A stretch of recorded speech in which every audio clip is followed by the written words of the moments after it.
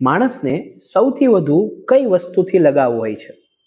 કોઈ વ્યક્તિથી, કોઈ વાતથી, કે કોઈ પછી વસ્તુથી? નહીં, માણસને કોઈ વ્યક્તિ, વસ્તુ કે વાતથી ક્યારે લગાવ હોતો જ નથી. માણસને ફક્ત ને ફક્ત પોતાની પ્રતિષ્ઠાથી લગાવ હોય છે. માણસ એની પ્રતિષ્ઠા માટે ગમે તે કરી શકે છે. માણસ એની પ્રતિષ્ઠા માટે, બરાબર છે, એ દરેક વાતને અજમાવે છે. અન્ય કંઈ પણ કહે, અન્ય કોઈ પણ કાંઈ પણ કરે, પણ પોતાની પ્રતિષ્ઠાને જરા પણ જેટલી ઠેસ ન લાગવી જોઈએ. અને આમાં માણસ ઘણી વખત જે છે ન કરવાના કામો કરી બેસે છે. બધું જ કરી લેવું, બધું જ ખબર પડી લેવી, પોતાના માટે શું મહત્વનું છે, શું મહત્વનું નથી, એ કાંઈ પણ જાણવું નહીં, અને પોતાની પ્રતિષ્ઠા માટે લડ્યા જ કરવું. અંતે આ પ્રતિષ્ઠા તમારી સાથે ક્યાં સુધી આવવાની છે?